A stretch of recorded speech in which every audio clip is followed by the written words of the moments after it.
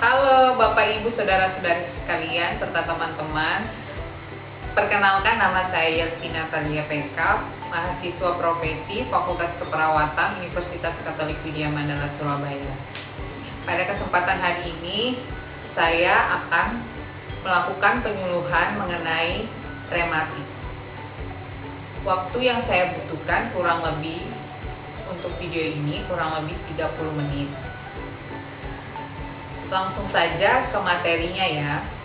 Apa itu rematik? Penyakit rematik adalah penyakit autoimun dan sistem imun yang menyebabkan peradangan kronis pada sendi. Penyebab dari rematik yaitu pertama, faktor genetik atau faktor keturunan.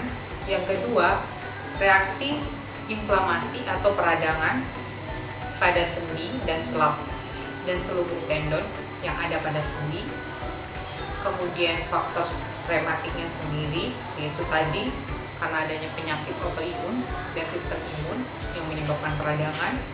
Kemudian adanya radang di selaput sendi dan perusakan sendi. Kemudian gender, dan yang terakhir ini. Selanjutnya, apa tanda dan gejalanya? Tanda dan gejala yang sangat khas pada penyakit rematik yaitu nyeri pada sendi, pembengkakan, sensasi hangat, eritema, dan kurangnya fungsi pada sendi dan gejala klasik. Dan pada saat dipalpasi pada sendi, pasien itu juga mengatakan adanya jaringan yang menyerupai spons atau lunak.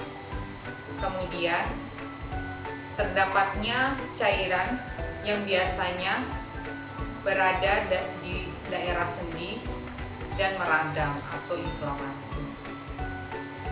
Untuk komplikasi dari rematik yaitu terjadinya kerusakan pada sendi, peradangan pada otot jantung, gagal pernafasan, gagal ginjal, penyakit saluran cerna, dan osteoporosis.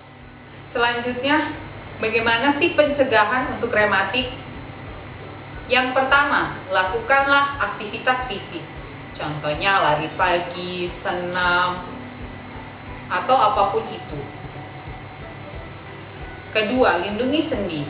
Maksud dari lindungi sendi ini yaitu hindari gerak-gerakan yang kiranya dapat membahayakan sendi.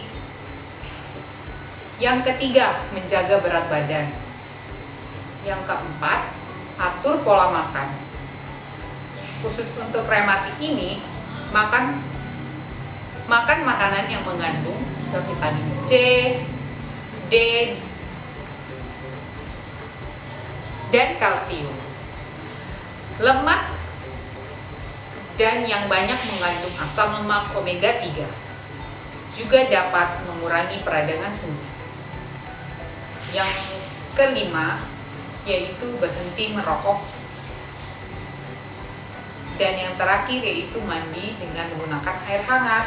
Penanganannya yaitu yang pertama ada pendidikan meliputi tentang patofisiologi, penyebab, tanda dan gejala, serta komponen program pelaksanaan rematik. Kemudian istirahat. Bagi pasien yang terkena rematik, pasien harus membagi waktu seharinya menjadi beberapa kali waktu beraktivitas diikuti dengan istirahat. Serta yang ketiga, latihan fisik dan termoterapi. Latihan ini mencakup gerakan aktif dan pasif pada semua sendi sekitar 2 kali sehari. Kemudian selanjutnya ada kompres air hangat pada bagian sendi yang terasa nyeri. Kemudian diet seimbang, yaitu berupa karbohidrat, protein, lemak, makanan yang tidak boleh dimakan itu untuk penyakit rematik yaitu seperti jeroan, kembang kol, bayam, emping, singkong. Itu adalah makanan yang harus dihindari oleh penderita rematik.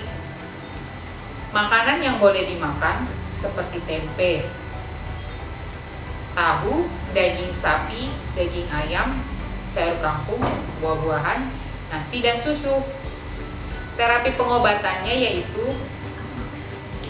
bagian yang penting dari seluruh program pelaksanaan ini, yaitu obat-obatan yang dipakai untuk mengurangi nyeri, meredakan peradangan, dan mengubah perjalanan penyakitnya agar lebih baik. Kemudian pemberian obat-obatan yaitu OAINS, yaitu obat antiinflamasi non-steroid. Itu biasanya diberikan di rumah sakit. Kemudian juga ada untuk penanganannya yaitu DMARD, yaitu Disease Modifying Anti-Rheumatic Drugs, dan rehabilitasi. Bertujuan untuk meningkatkan kualitas hidup pasien, caranya dengan mengistirahatkan sendi yang sakit. Baik, sekian pemaparan saya mengenai materi tentang rematik.